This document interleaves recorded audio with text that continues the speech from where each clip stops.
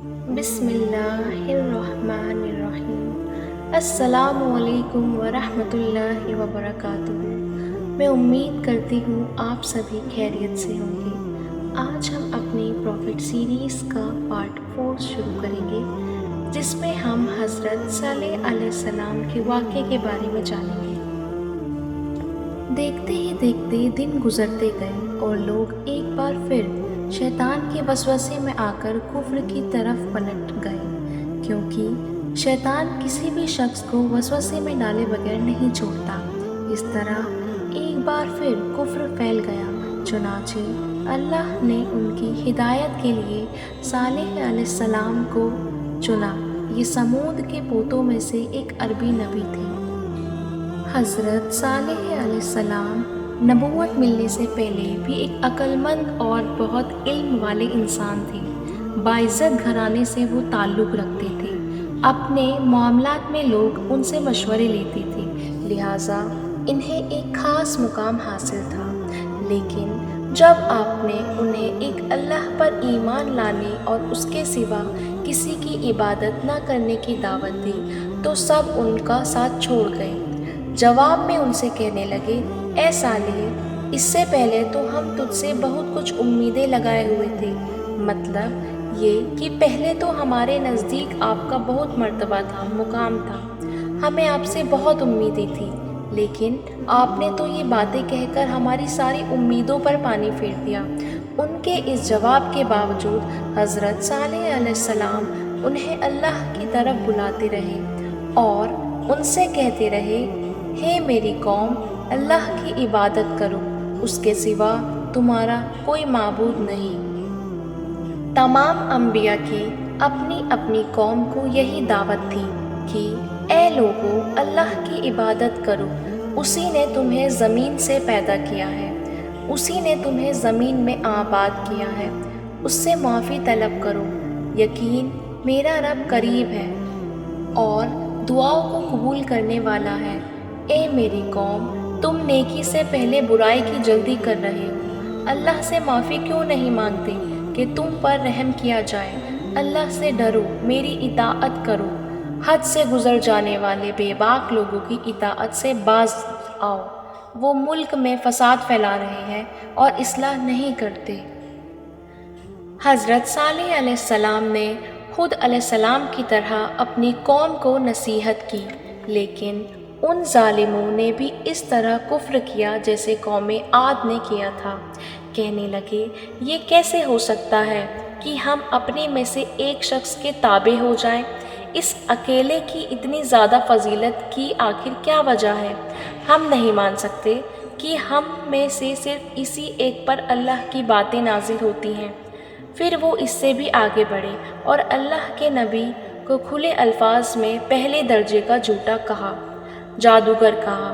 پھر یہ سرکش اور کافر لوگ صالح علیہ السلام کے ساتھ ایمان لانے والے کمزور غریب لوگوں کو مخاطب کرنے کہنے لگے، کیا تم صالح پر ایمان رکھتے ہو؟ ہم تو اس کے منکر ہیں۔ اس طرح حضرت صالح علیہ السلام دن رات انہیں دعوت دیتے رہے، یہاں تک کہ یہ لوگ صالح علیہ السلام سے کہنے لگے، تم نے اور تمہارے ساتھیوں نے ہمارے اندر نحوست پھیلا رکھی ہے اور اسی لیے ہم مشکلات اور مسائل کا شکار ہیں، لہٰذا تم ہم سے دور ہو جاؤ۔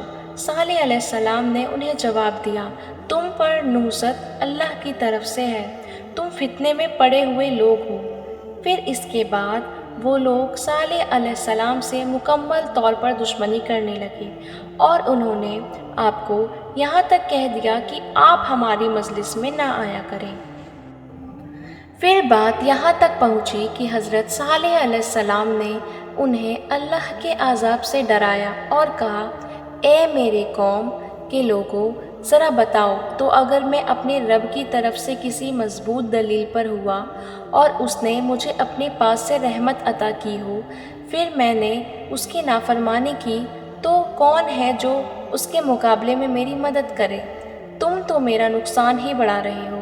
یعنی فرض کرو اگر میں حق پر ہوا اور یقیناً میں حق پر ہوں، اور اللہ تعالیٰ نے مجھے اپنی نبوت سے بھی نوازا ہے، پھر بھی میں تمہاری باتوں میں آ کر اس کی نافرمانی کروں تو بلا صبح اس وقت میں گھاٹے میں رہوں گا اور تم بھی خسارہ پانے والے ہوں گے۔ اس بات پر وہ ظالم لوگ مقابلے پر اتر آئے، کہنے لگے اگر تو سچا ہے تو کوئی معجزہ لے آ، لیکن وہ معجزہ ہماری مرضی کے مطابق ہو، اس صورت میں ہم ضرور ایمان لائیں گے۔ آپ ایسا کریں کہ بستی کے کنارے پتھریلی چٹان میں سے دودھ دینے والی 10 مہینے کی حاملہ اونٹنی نکالیں، اس کا رنگ سرخ ہو۔ صالح علیہ السلام سے یہ مطالبہ کر کے وہ سردار لوگ ایک طرف بیٹھ گئے اور مذاق اڑانے لگے۔ ایک کہنے لگا اونٹنی 10 مہینے کی ہو، حاملہ ہو۔ دوسرا کہنے لگا لازمی طور پر اس کا رنگ سرخ ہو۔ پھر ایک تیسرا سردار بولا اس کے بدن پر بہت سارا اون ہو۔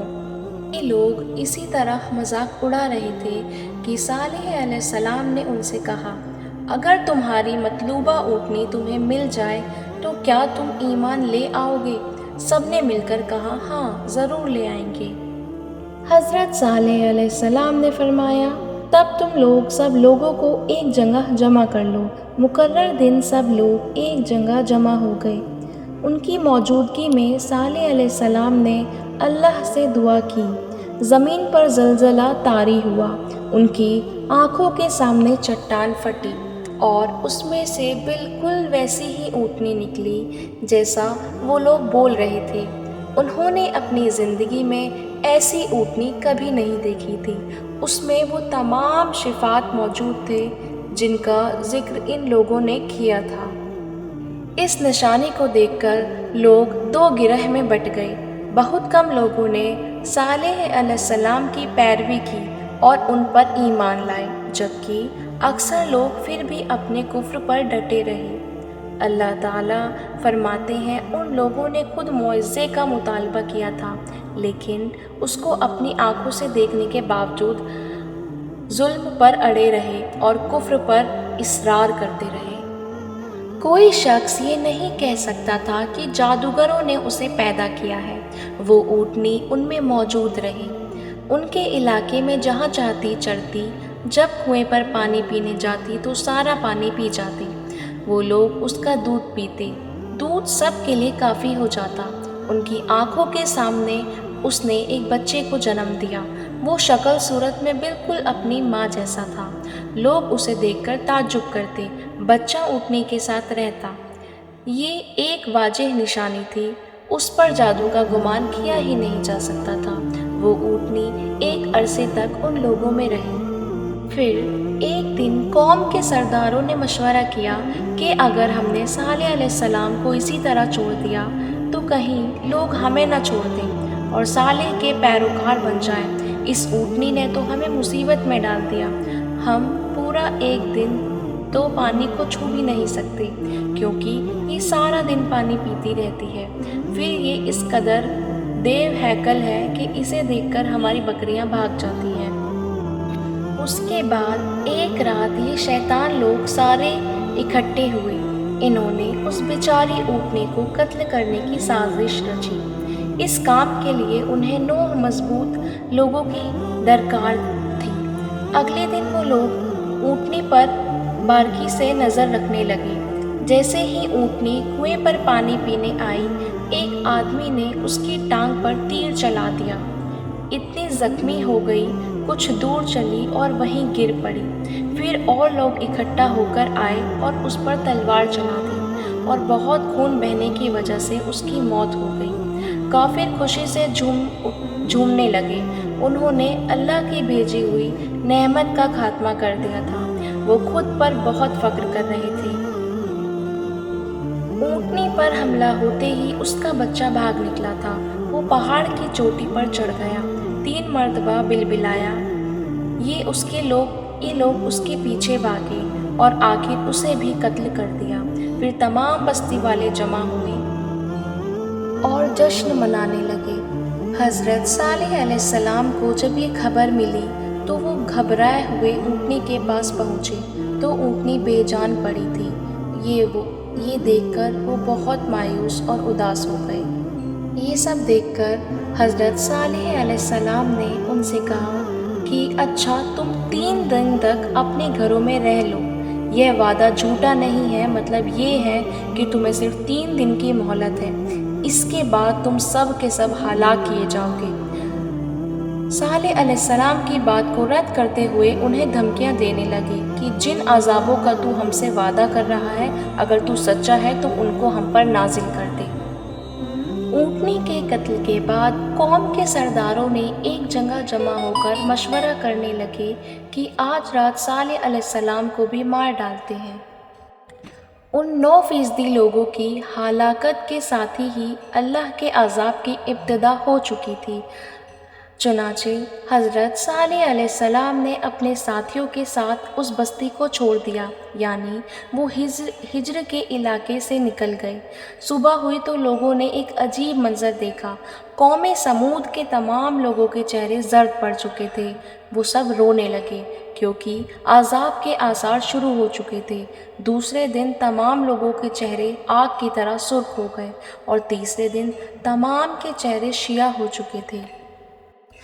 اللہ تعالیٰ نے انہیں پہلی قوموں کی طرح ایک قسم کا عذاب نہیں دیا، جیسے قوم نوح کو صرف طوفان کے ذریعے ہلاک کیا گیا، قوم عاد کو صرف طوفانی ہوا کے ذریعے ہلاک کیا گیا، لیکن قوم سمود کو اللہ تعالیٰ نے طرح طرح کے عذاب سے دوچار کیا، اس لیے کہ انہوں نے اپنی مطلوبہ شرط پوری ہونے کے باوجود ایمان قبول نہیں کیا تھا۔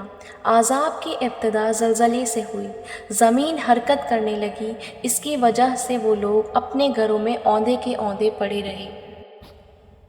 ان لوگوں میں اٹھنے کی طاقت نہ رہی۔ پھر آسمان میں سخت کڑاکا ہوا، اس کی ہولناک دہشت انگیز چنگاڑ نے ان کے بھیجے پھاڑ رکھ دیے۔ ایک ہی لمحے میں ایک ساتھ وہ سب ڈھیر ہو گئے۔ اس طریقے سے قوم سمود کے لوگوں پر اللہ کا عذاب نازل ہوا اور حضرت صالح علیہ السلام اور ان کے سچے ساتھی اس بستی کو چھوڑ کر چلے گئے۔ آج کے لیے اتنا ہی۔ اگر آپ لوگوں کو میری ویڈیو پسند آتی ہے تو پلیز میرے چینل کو لائک، سبسکرائب ضرور کریں۔